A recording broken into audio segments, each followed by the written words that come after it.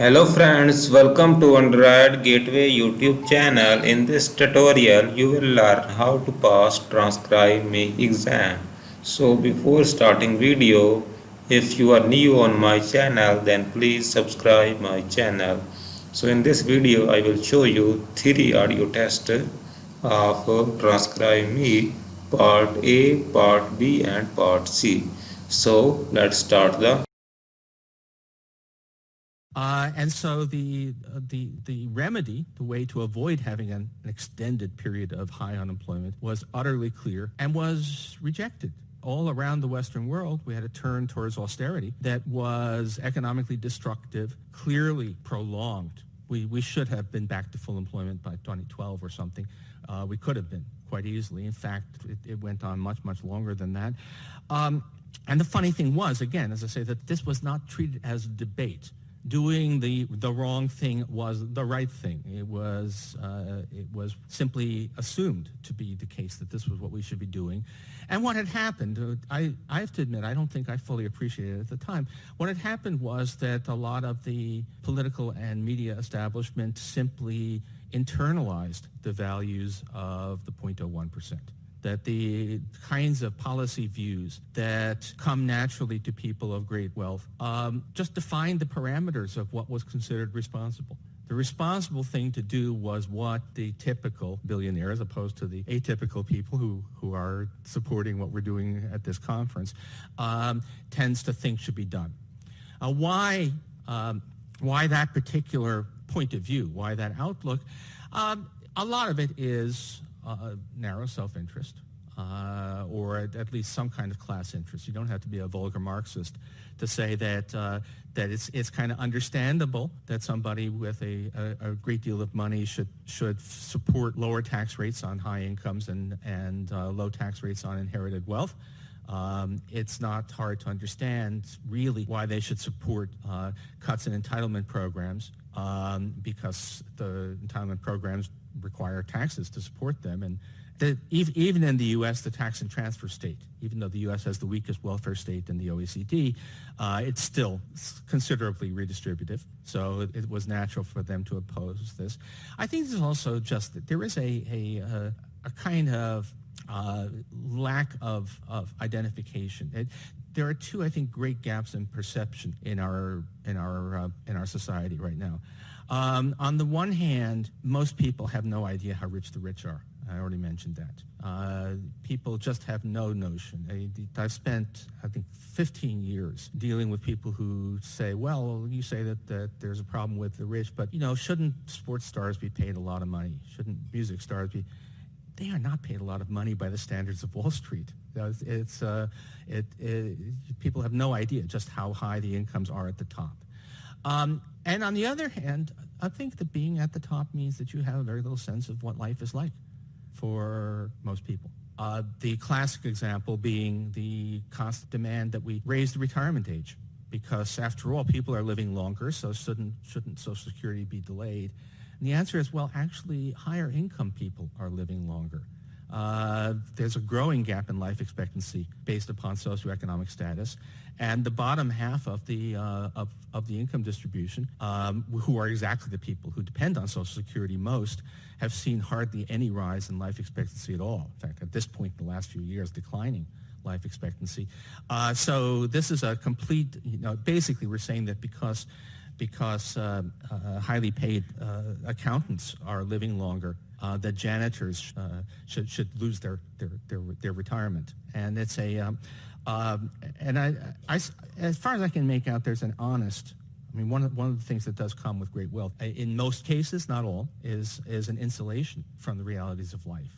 I suspect that very few people in the 0.01% realize that for the majority of Americans, Social Security is the dominant and in many cases the. So friend, this is the first audio of TranscribeMe exam. So let's start the second audio of TranscribeMe. So now let's talk about the step-by-step destruction, intentional, of the gold standard. So the first step, actually there were steps before this. We had something called the national banking system, which tended to centralize control over banking in the large Wall Street banks. So we were moving towards centralization even before this. And we were moving towards undermining the gold standard. But right before Christmas in 1913, President Wilson signed the Federal Reserve Act. Wilson declares it the first of a series of constructive acts to aid business. They left out the word big, to aid big business and big banks. This is really the agenda of the progressive era, was to aid big business. And that was one of the most important steps in that direction. So let's move on to the next few steps. So the classical gold standard, as I said, existed from 1834 to 1933 in the U.S., more or less. It got watered down after the enactment of the Federal Reserve Act. So the Fed immediately started mucking things up. It's mucking with an M. During World War I, gold reserves were centralized in the Fed, so now you suddenly had the Fed able to operate as a lender of last resort, which of course introduces systemic moral hazard into the whole financial system. They placed a heavy tax on private issue of notes. They wanted to drive private notes out of existence, and they prohibited gold from being exported in 1917. In the 1920s, they finally outlawed the private issue of banknotes because they wanted people to think of not gold, but a government-issued paper as money. So they wanted people to become familiar with government paper. There was a big propaganda campaign, by the way, on the part of the banks and the government against using gold in the 1920s. You're old-fashioned. Who does this? Your grandfather did this, but that's ridiculous. You're safer and your money's more secure, and it's more convenient if you carry the Federal Reserve notes. So people began to attach the name dollar, not to the weight of gold, but to the piece of paper that was a claim to gold. Murray Rothbard stresses that change from weight to name. It began to occur under the gold standard itself, when gold reserves were centralized. And you were even discouraged you could withdraw gold during the 1920s, but you were discouraged from doing so. They would be slow in doing it. They'll tell you to come back in a few days or whatever, or they'd berate you out loud in front of other customers at the bank and so on for being so old-fashioned. And then, of course, they cut reserve requirements in half, and that doubled the money supply during World War II, and we had a big boom, which was followed by the last Austrian-style recession of 1920-1921, in which prices and wages fell very rapidly, fell very deeply, sharply, but the economy adjusted and moved out of the recession pretty quickly. So the Fed also expanded bank reserves during the 1920s. It discovered open market operations in which, if it just bought government bonds from the public, it realized it could increase the money supply. So it did that to help out Great Britain to get back on the gold standard. We then had the Great Depression when the Fed hiked interest rates and stopped expanding the money supply as quickly in 1928, 1929. And we had the beginning of the Great Depression, and we had, of course, the stock market collapse. And then we had bank runs from 1931 through 1933. There were periods of bank runs and bank collapses.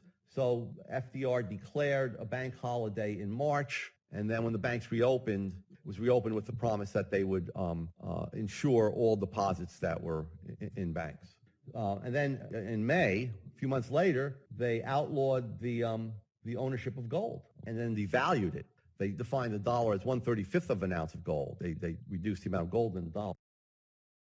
So friend, this is the second audio test. So let's start the audio part third.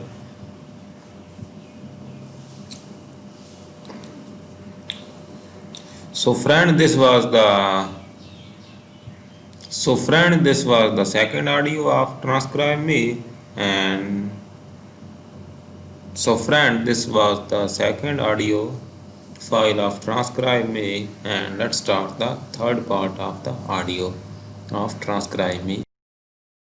This guy who was looking at nematodes didn't just say, okay, I'll try to say something about nematodes. He picked them because they're the simplest organism with a wiring diagram worked out, and you want to know something about wiring diagrams.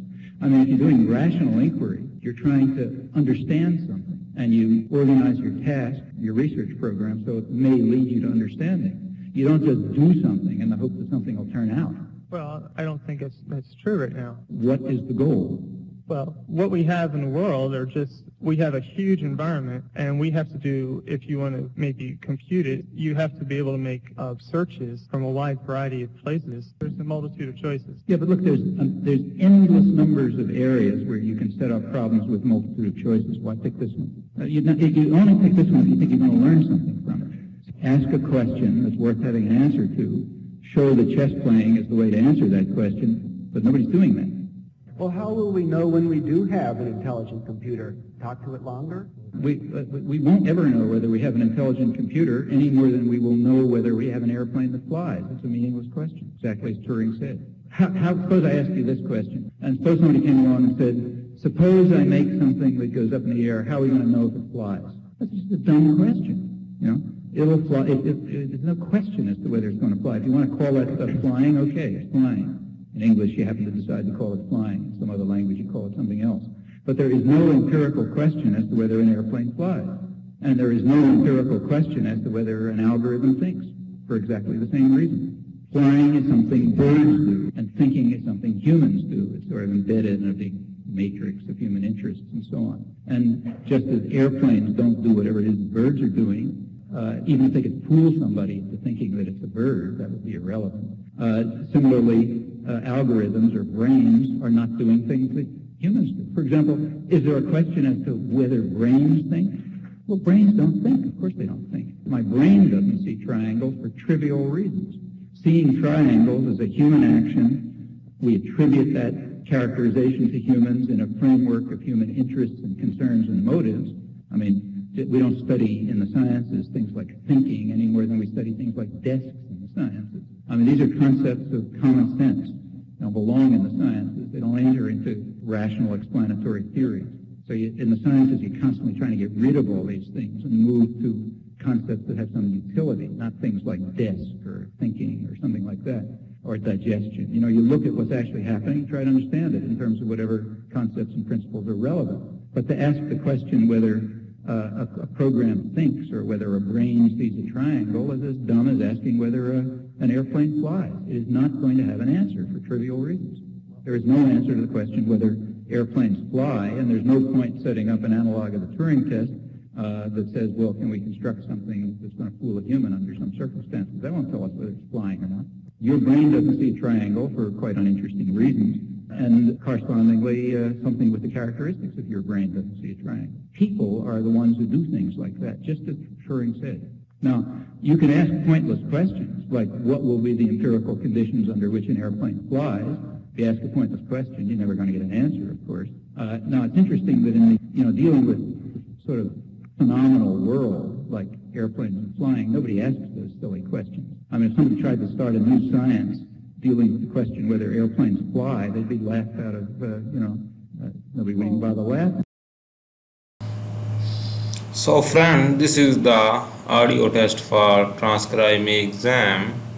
I hope this video is helpful for you. Before submitting each file, make sure you apply all TranscribeMe exam guidelines.